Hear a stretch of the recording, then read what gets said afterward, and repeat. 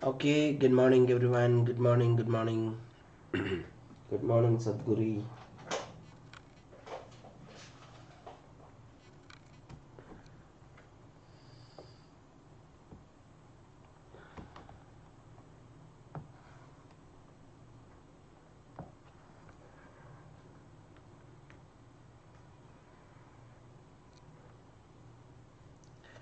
Good morning, all.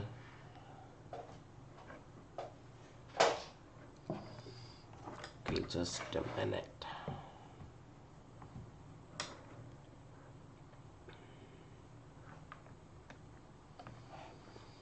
Okay, what about others? Still did not wake up.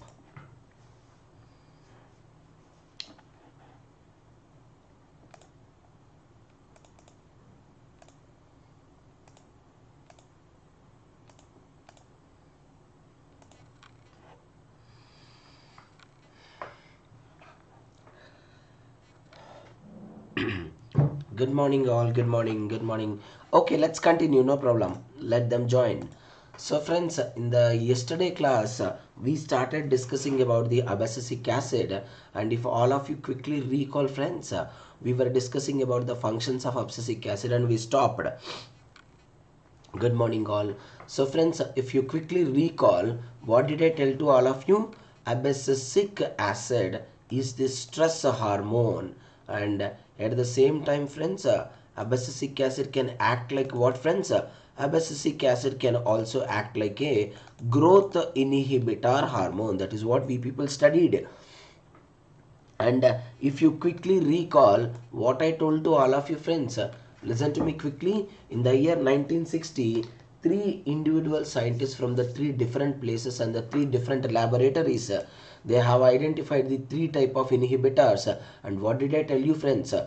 After few years, it was found surprisingly that the three type of inhibitors are both structurally as well as, friends, functionally similar. That is what we studied. So based on the name of these three only, they have given the name ABA. Good morning everyone, please continue. I hope every one of you remember this particular point. Abscisic acid is what kind of a hormone, friends? We all people read very clearly, friends.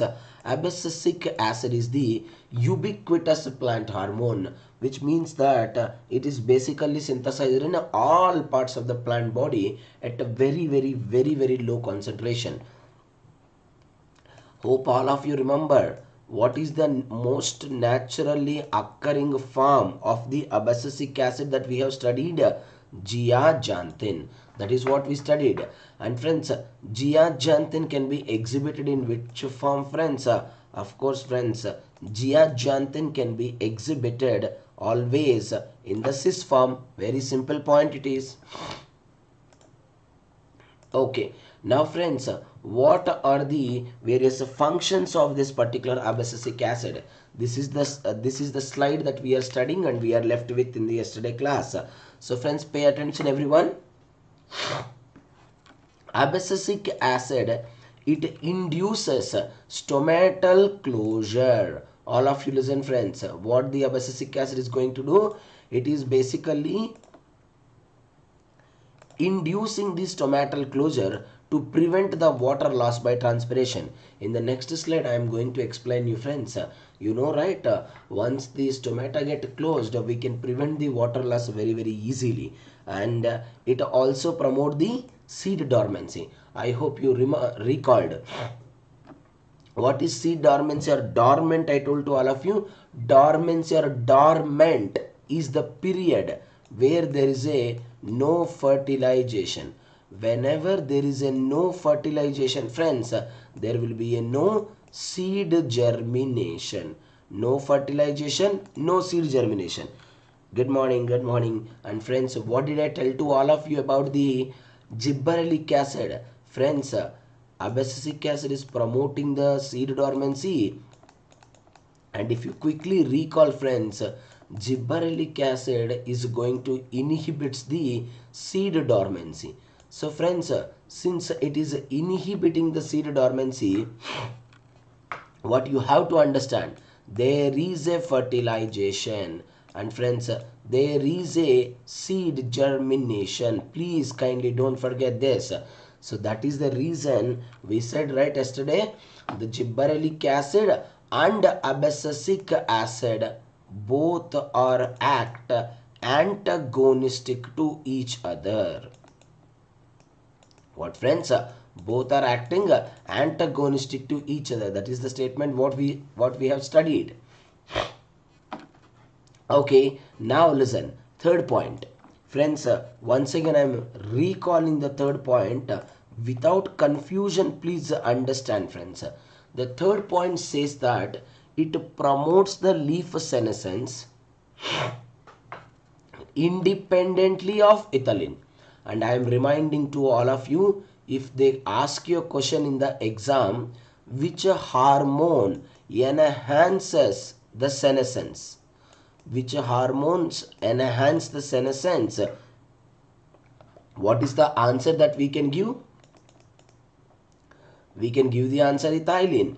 And if they ask you a question, we discuss it, right, which delay the senescence, what will be the answer we will give, friends?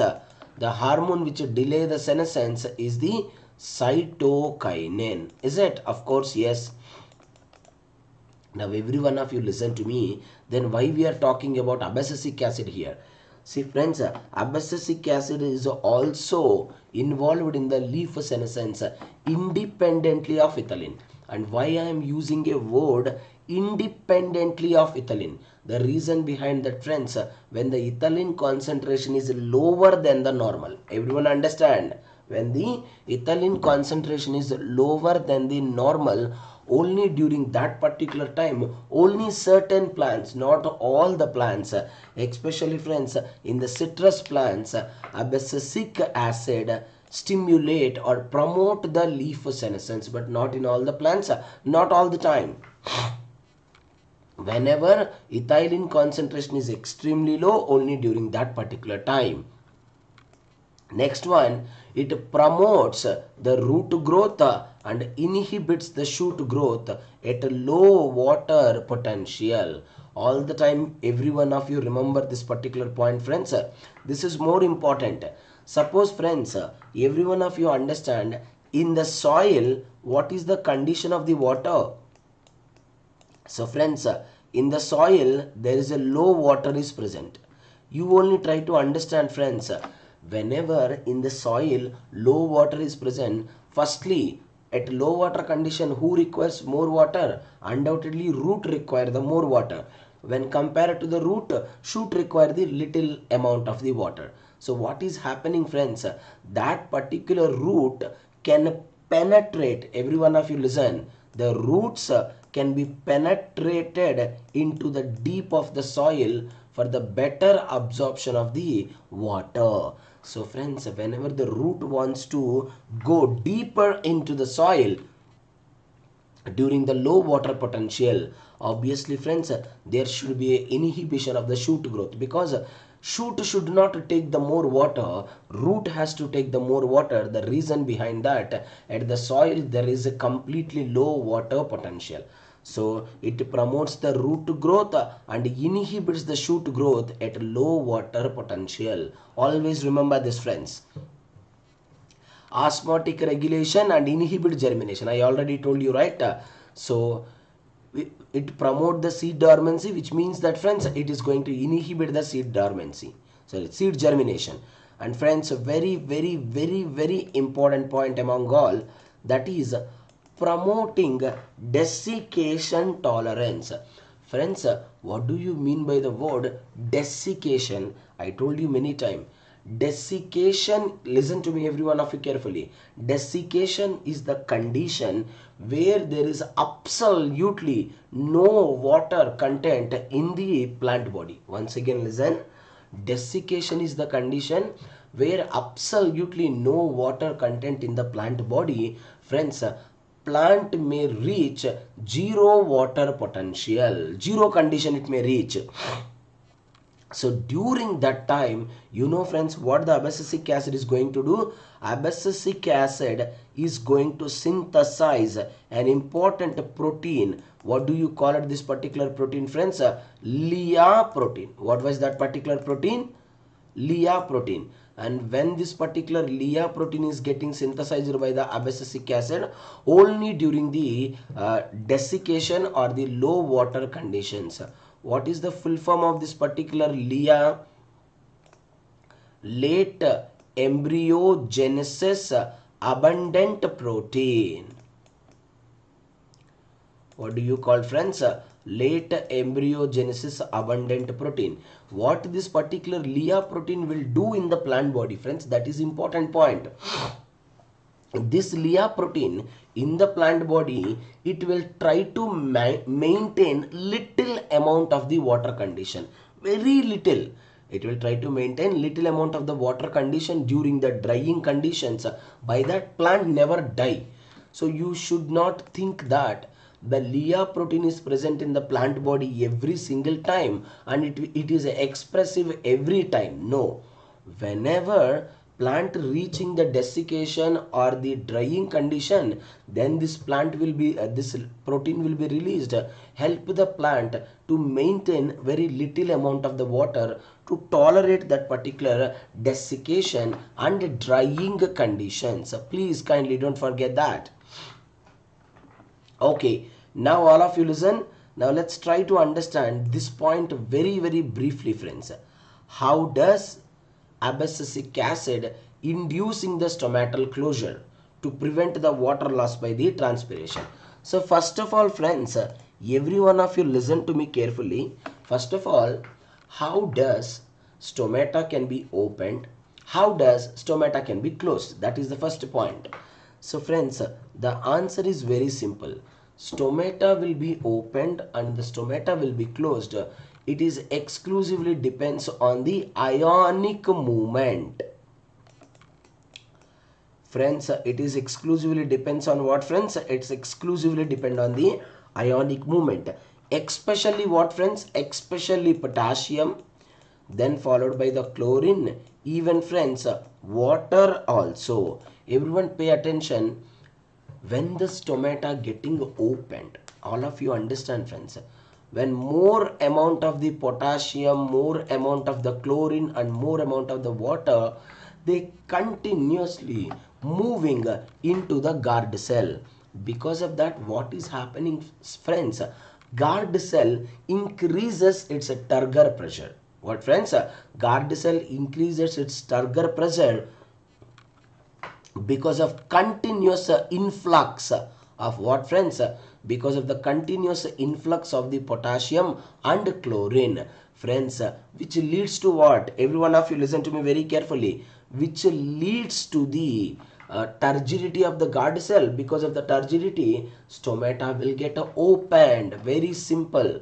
Every student always remember friends, turgidity will open the stomata. Now friends, now when the, good morning Brunalini, continue. When the stomata will be closed friends, stomata will be closed when they come out. That is most important. So what is coming out here? Potassium coming out, chlorine comes out, and at the same time friends, water also completely comes out. As a result, what is going to happen friends? The two guard cells, instead of turgid, they will become flaccid. Then friends, flaccid cell will close this particular stomata. Now every one of you remember the statement what I am giving right now. Everyone remember. I just said that when potassium chlorine enter inside, stomata will be open. Then when the potassium chlorine come out, stomata will be closed. Now you will get it out. Then what is the role of the abscisic acid here? What is the role of the abscisic acid here? Every one of you has to listen to me very carefully friends. The entry of potassium and chlorine, the exit of potassium, chlorine and water, that is exclusively depending on the abscisic acid only. Don't forget this. I will explain twice friends. Just pay attention and try to understand in a clear way. abscisic acid signaling in stomatal guard cells. Don't forget this, friends. Just listen to me carefully. We are understanding how the abscisic acid is involved in the stomata, sorry, closure of the stomata. All of you look into this. These two are what, friends? Guard cells. Every one of you, every one of you pay attention, friends. On the membrane of the guard cell, there are receptors are located. You all can see, right? This is the receptor for the abscisic acid, and here also this is the receptor for the abscisic acid. So friends, to the receptor who will come and attaches? Abscisic acid will come and attaches. I'll explain twice, friends. Just listen to me carefully. And first point, first and most important point, friends, does this particular two pathways occur step by step, or does these two pathways occur simultaneously? Friends, I want you people to remember that the two pathways basically occur simultaneously. They are not occurring step by step. What is the first pathway, friends? The first pathway we can call the ROS pathway. So reactive oxygen species pathway. Kindly don't forget that. What is that, friends? Reactive oxygen species pathway. And I don't want you to remember the full names. You remember the short names only, but understand. The next one, friends, IP3 cyclic ADPR pathway. Inositol triphosphate. Listen to me. Inositol triphosphate cyclic ADP ribosylated pathway. Very important, friends. Pay attention. One is the ROS pathway, reactive oxygen species pathway. IP3 or cyclic ADPR pathway. So friends, every student has to remember 3 points first of all. What is that? If the stomata wants to be closed, what has to happen? Sodium has to go out. Chlorine has to go out. Water has to go out. Which has to come in? Calcium has to come in. Because we all know, right? Calcium is one of the major ion which plays a key role in several physiological functions that are occurring inside the living cell. Once again, understand, friends, calcium is the major ion that plays a key role. That plays a key role in what, friends? That plays a key role in several physiological function. Among all the physiological function, one of the physiological function is closure of the stomata. Simple point, friends. Every one of you pay attention. When abscisic acid will come and associated with the abscisic acid receptor, first what pathway is getting activated, friends? ROS pathway getting activated. They start activating the reactive oxygen species. What are the example of the reactive oxygen species we can take? We can take H2O2, we can take O2 minus, we can take OH minus. Every one of you listen to me. The moment abscisic acid come and attaches to the abscisic acid receptor, immediately there is an activation of the ROS species like H2O2, O2 minus, OH minus. Now these ROS species, what they will do, friends? Everyone listen. They will do certain functions. What are that? They are bringing the calcium inside. Friends, how they bring the calcium inside, friends? The answer is very simple. By opening the calcium influx channels. By opening the calcium influx channels, they bring the calcium inside. And friends, they never ever bring the any potassium inside at all. No, not at all. They block the potassium influx channels. So instead of allowing the potassium inside, what it is doing, friends? Whatever the potassium that is present inside, whatever the chlorine that is present inside, so friends, this particular potassium as well as the chlorine will continuously go out. What do we call it? That as we will be calling that as the efflux of the potassium and efflux of the chlorine. So potassium goes out, chlorine goes out, no new potassium not coming inside, no new chlorine is not coming inside. Then only coming is what, friends? calcium. When potassium and chlorine completely goes out, what happens, friends? This particular guard cell will become flaccid. Then friends, flaccid cells will always close the stomata. Please kindly don't forget that. So this is what pathway, friends? This is what do we call, friends? ROS pathway. And I told you, right, two pathways are occurring simultaneously. So next pathway is what? IP3 cyclic ADP ribosylated pathway. Students, you have to remember same thing. The ultimate goal of this pathway is also same, friends. Sending the sodium outside, sending the chlorine in outside, and they never bring the sodium and chlorine inside, and they will only bring what, friends? Calcium. All of you listen to me carefully, friends.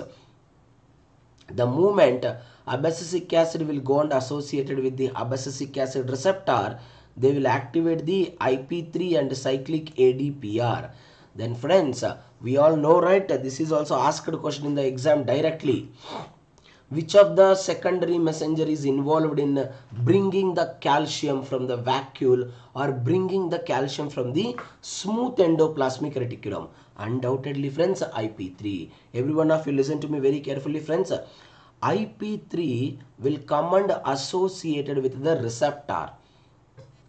Friends, where this particular receptor is present, this particular receptor is present on the tonoplast of the vacuole. Where it is present, friends? It is present in the tonoplast of the vacuole. As a result, what is going to happen? Whatever the calcium is present, that entire calcium enters into the cytosol. Now calcium can inhibit the H plus ATPase pumps also. Actually, then all the H plus goes out. At the same time, whatever the potassium and whatever the chlorine is present, all will go out. Then obviously, friends, the guard cell will become flaccid, then stomata will be closed.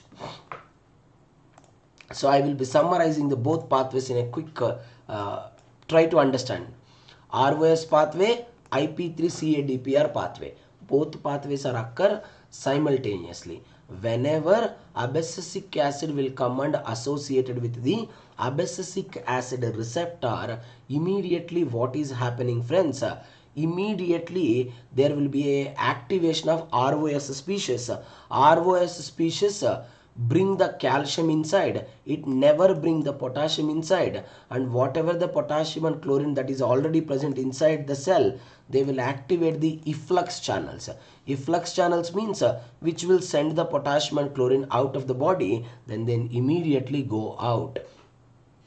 Whereas if you look into the IP3CADPR pathway, abscisic acid will come and associated with the abscisic acid receptor, then there is a activation of the IP3 molecule, and friends, this particular IP3 molecule activate the CADPR, and at the same time IP3 will go and bring the calcium stored in the vacuole, and that calcium inhibit the H plus ATPase pumps also. Even no H plus also enter inside, and whatever the potassium and chlorine is present inside, that also go out completely, which leads to, friends, the closure of the stomata. Simple point it is. So friends, that is about the abscisic acid. Okay, now let's read the last and final very important hormone also, friends, ethylene. Once again I am repeating all of you, friends. Once again I am repeating, the best method to remember the hormones, the best method to remember the secondary metabolites concept. What is the best method? Comparing one with another. When you start comparing, friends, you can remember very easily for the long time. Okay, so friends, when you heard the name of the ethylene, what are the two common functions has to strike in your mind? The first common function that has to strike in your mind, that is, ethylene is the major hormone that plays a key role in the senescence. First point has to strike in your mind. Second point has to strike in your mind, ethylene is the hormone which plays a key role in what, my friends? Which plays a key role in the fruit ripening. Please kindly don't forget this. One function is what, friends? Ethylene plays a key role in the senescence also. At the same time, friends, ethylene plays a utmost important role even in the fruit ripening also. Please kindly don't forget the point. Okay, I will explain you briefly, friends. Just listen to me carefully. Okay. So ethylene is the most important ripening hormone. Every one of you has to listen the statement. What is the name of the precursor? For auxin, what is the precursor? Once again, quickly recall. Auxin, the precursor is tryptophan. Abscisic acid precursor is IPP. Gibberellic acid precursor is GGPP. Cytokinin precursor is DMAPP. Is it? Of course. And friends, for the ethylene, the major precursor involved is the methionine. Please kindly do not forget this point at all. Okay, ethylene gas is the major plant hormone. Of course, friends, why the ethylene is required? Required for senescence also, ripening also. And friends, please remember one of the most important point. Ethylene called as wounded hormone. What do you call, friends? Wounded hormone. So whenever there is a wound condition, I mean to say whenever there is a damage in the plant body, the plant starts releasing this particular ethylene. Please kindly don't forget that. Of course, there is a no doubt ethylene required for plant growth. There is a no doubt ethylene required for the plant development. Ethylene can also require for the stress responses along with the abscisic acid. At the same time, we can also call ethylene is the wounded hormone. And friends, every one of you pay utmost attention. Please listen to me carefully. Where the ethylene is synthesized. See, all of you listen, friends.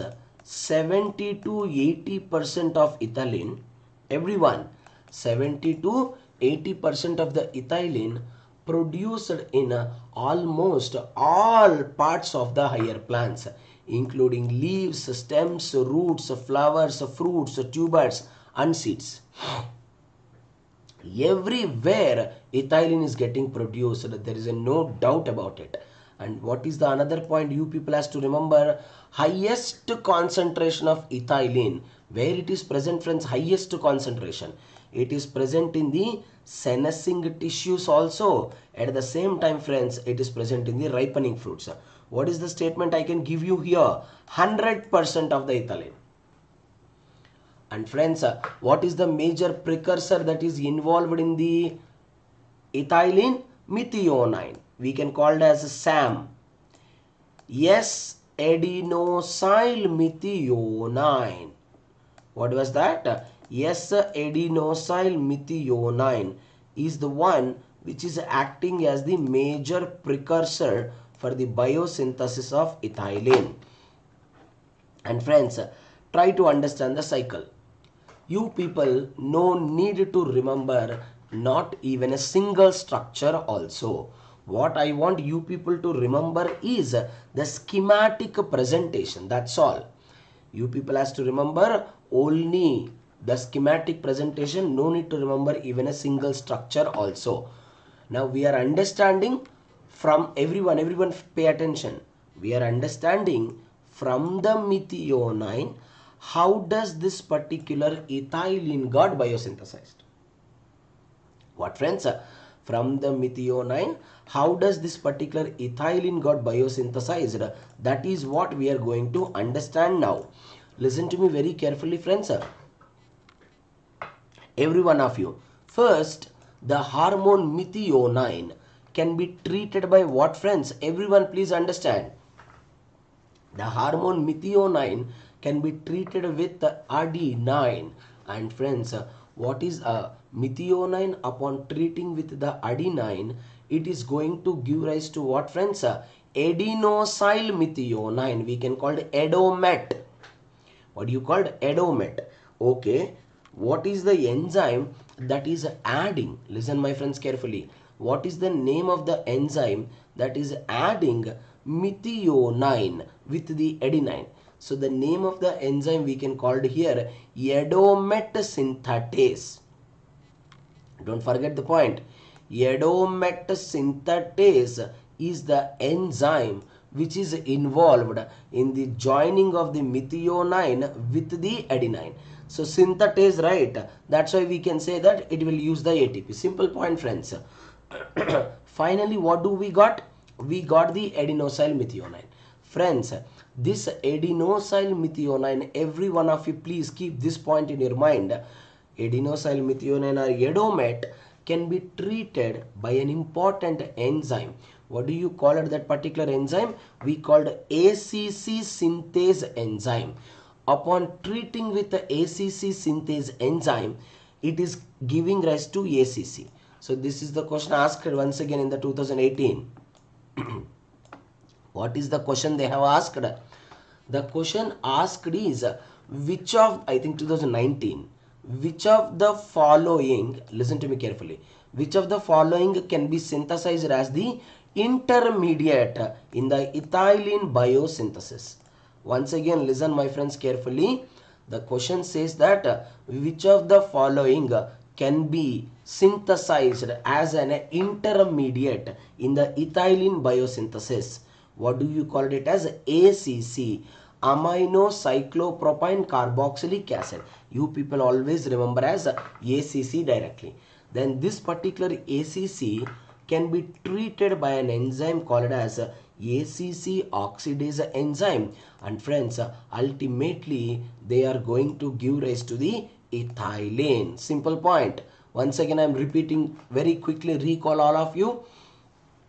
Listen to me. Methionine combines with the adenine and it is going to be converted into adenosyl methionine. And what is the name of the enzyme that is catalyzing this particular reaction? The enzyme we can call iodomet synthetase. Since, good morning Jayashree, continue. Since the enzyme is the synthetase, so obviously it uses the ATP. Now friends, this adenosyl methionine can be treated by an important enzyme which we called ACC synthase enzyme, and it is going to give rise to an intermediate product, that is the ACC. And friends, this particular ACC can be treated by an enzyme called as ACC oxidase enzyme. Ultimately it gives rise to the ethylene. And friends, what about this one? This is entirely occur in the bacteria, that is not required. Okay, and this particular pathway we can call the Ang cycle based on the name of the discoverer. Please kindly don't forget that. Okay, so friends, now let's try to understand the major functions of the ethylene. So what is the common function that we can say, friends? The most simple and common function, that is what, friends? Fruit ripening. What is that, friends? Fruit ripening is the most common function of this particular ethylene. See friends, every one of you please listen my statements very carefully what I am saying right now. See, I am a listen to me friends carefully. I am a farmer. I am having a lot of I am a farmer. I am having a big tomato farm. In my tomato farm, I am having lot of tomato trees, and you people know it, right? Very commonly, every tomato tree having ripened tomatoes also, unripened tomatoes also. Everyone listen to me. In the olden days, what the farmers used to do? They used to pluck. Everyone listen.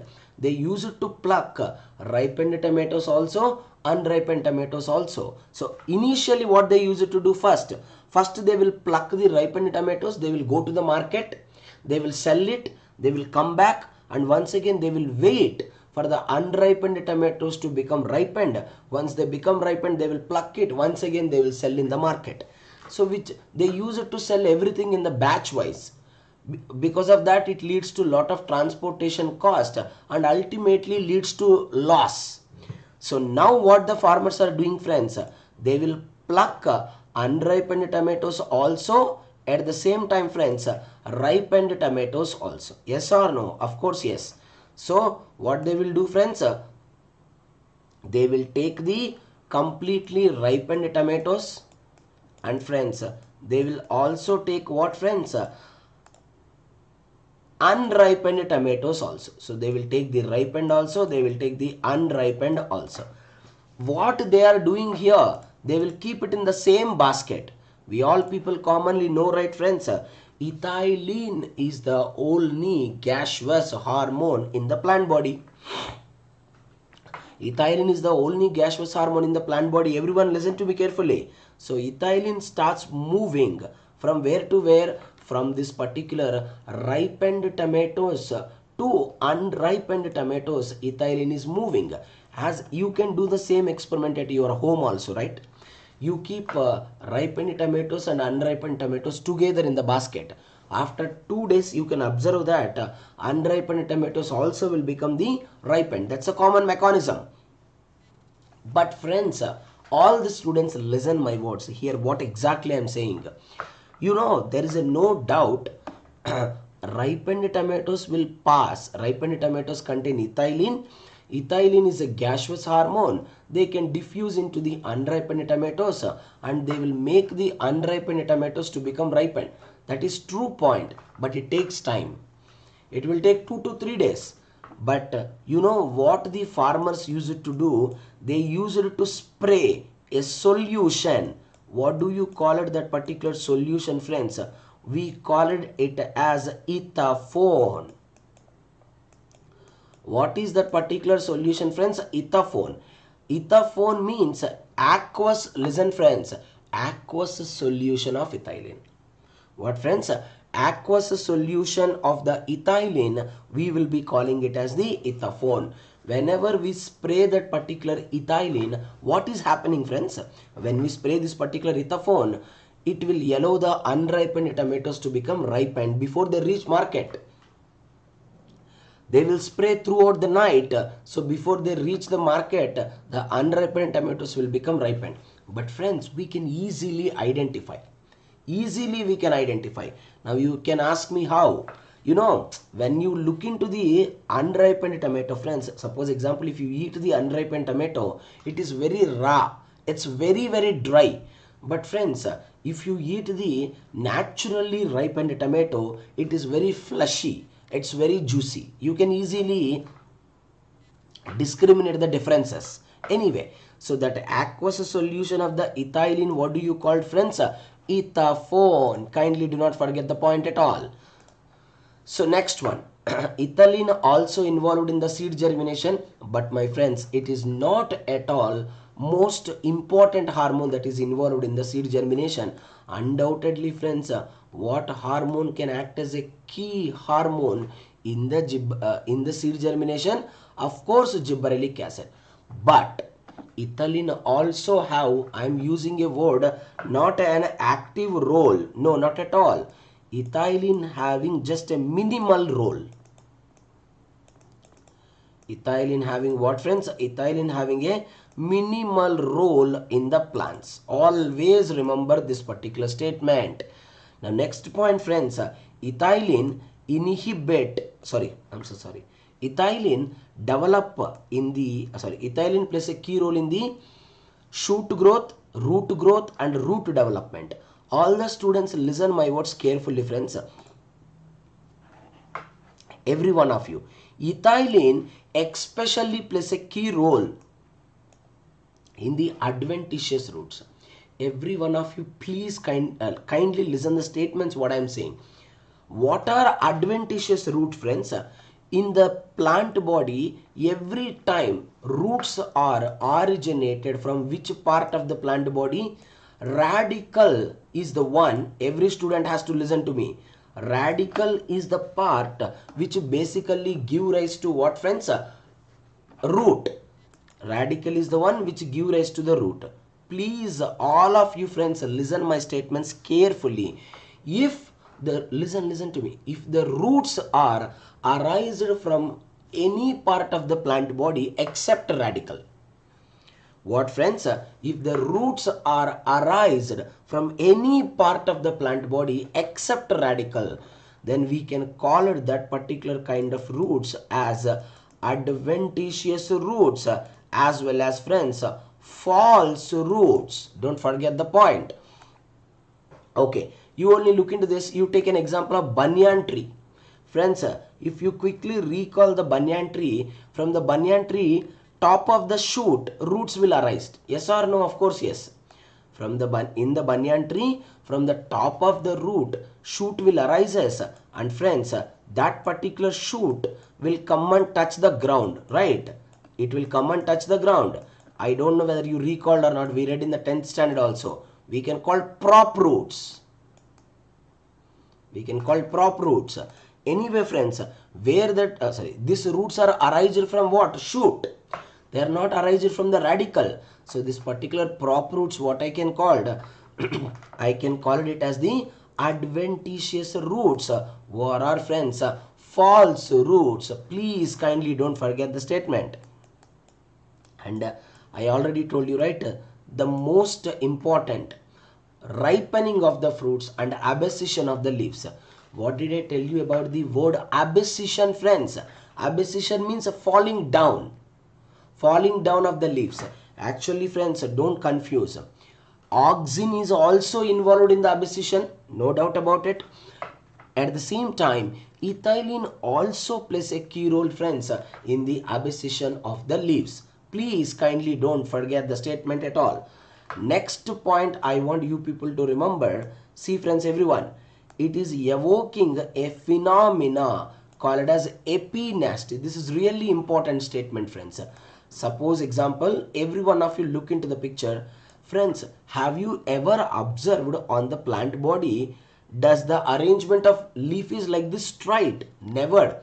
None of the leaf on the plant body, it never associated very straightly. All the time plants will bend like this. Yes or no, friends? All the time plant will bend towards the sunlight. Of course, that bending only, friends, we can call it epinasty. Like this the leaf is present, friends. Is it? Of course, like this. The leaf is not arranged like this. The leaf is present like this. So friends, this bending of the leaf towards the light, we will be calling it as epinasty. What we will be calling it as, friends?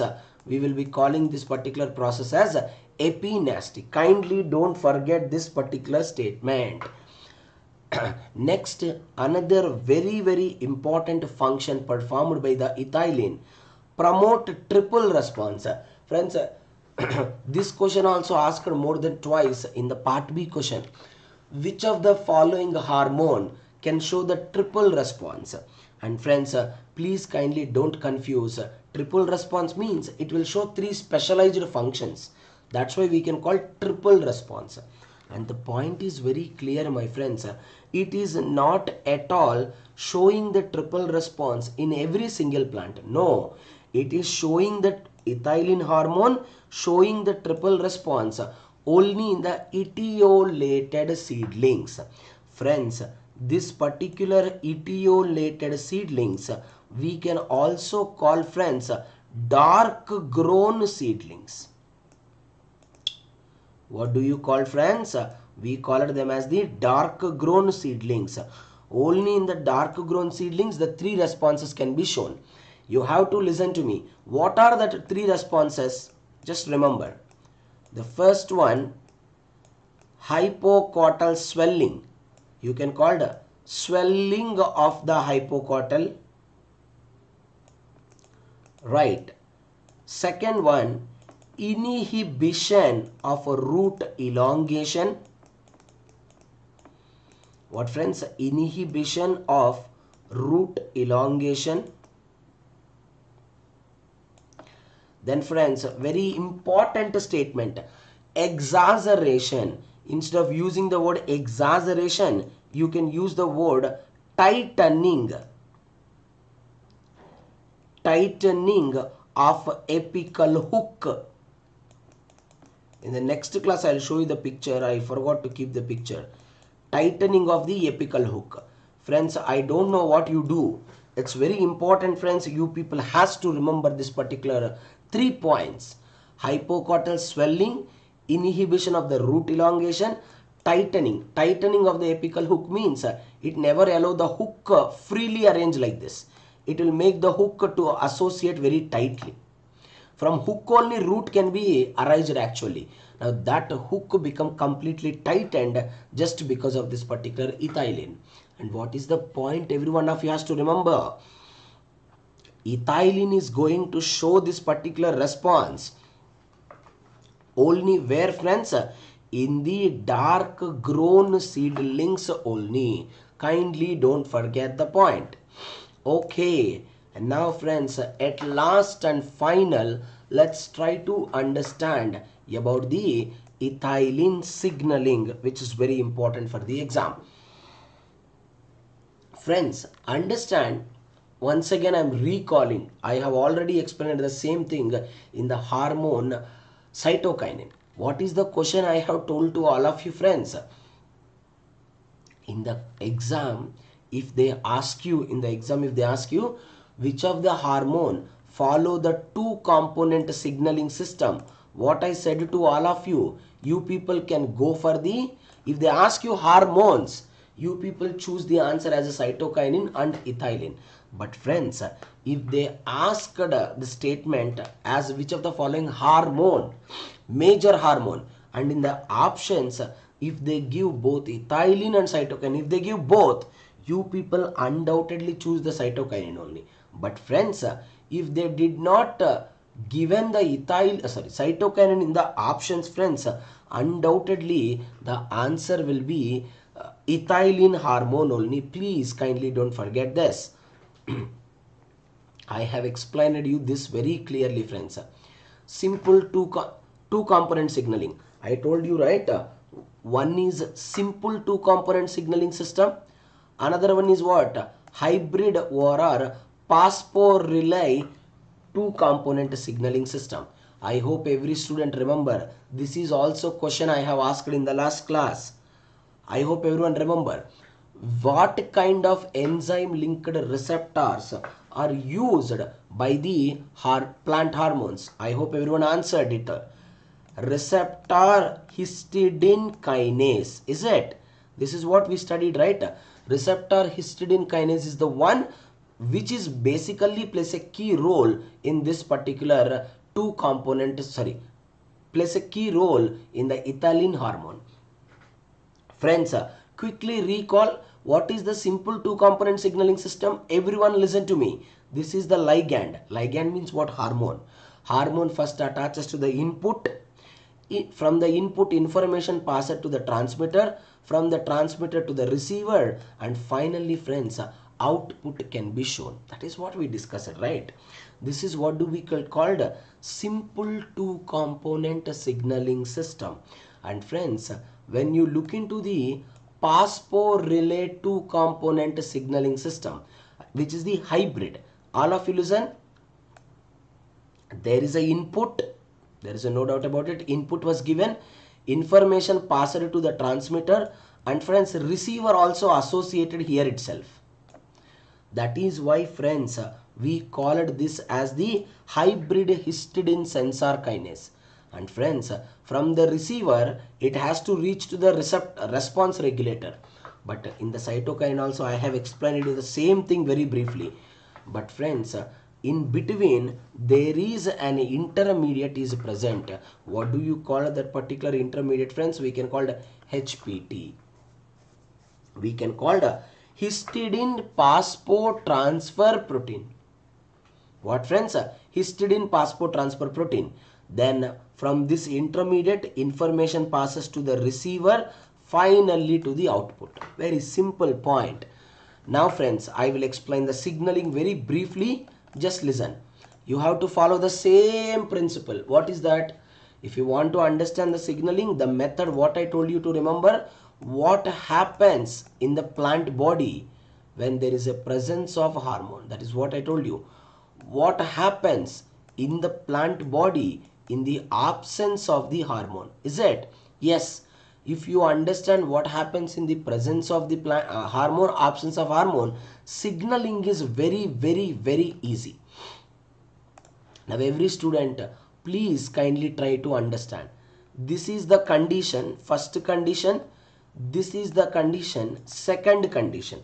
Now friends, please pay attention. In the first condition, there is a no ethylene. In the second condition, there is a ethylene. I will explain in a simple way, just to focus. When there is a no ethylene, the ethylene receptor get activated. Ethylene receptor get deactivated. What is the name of the ethylene receptor? We can call it ETR1. That is the major one. ETR1 receptor get inactivated. When ETR1 receptor get inactivated, it never activate the transcription factors. Transcription factors like EIN2, EIN3, EIL, EIL2, all the transcription factors get inactivated.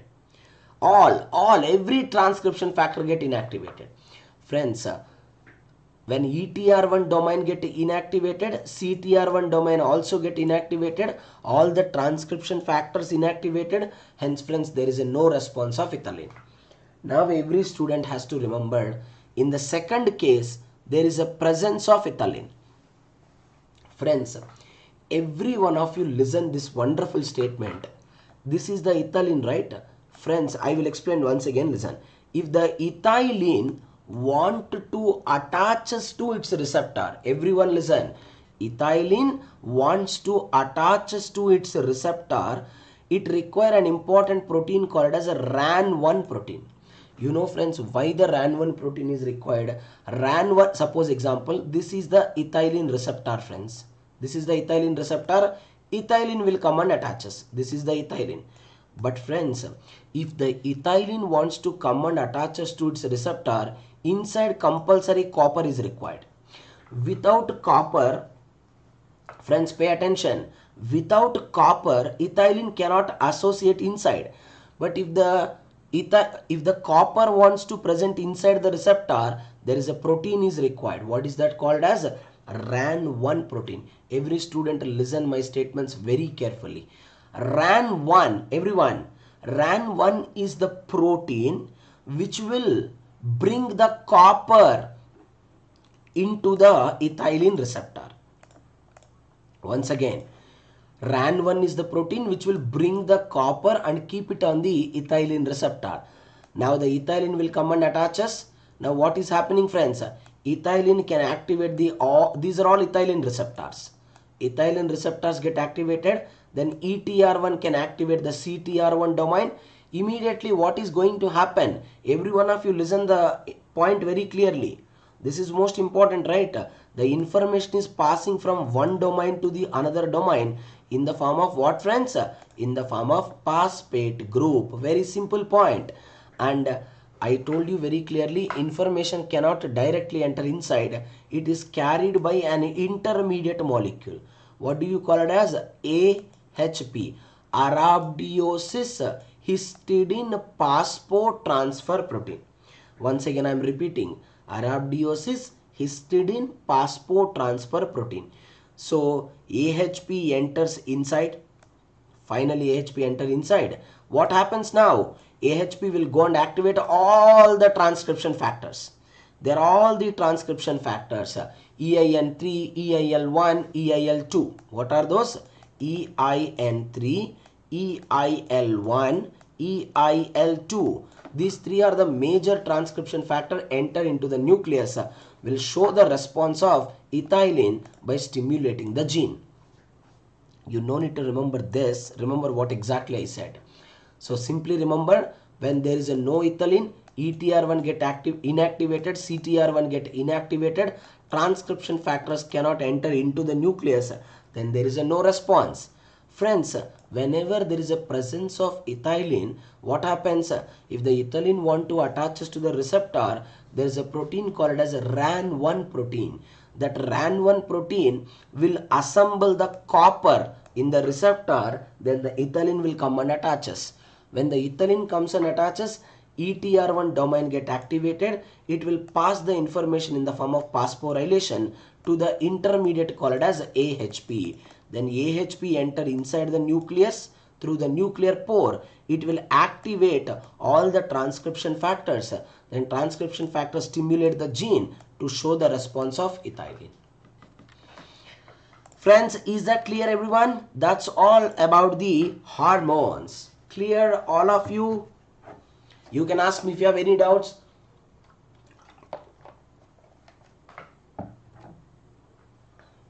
In the next class, friends, we will see the post-translational modifications, then followed by the DNA gene regulation. Post-translational modification and the gene regulation.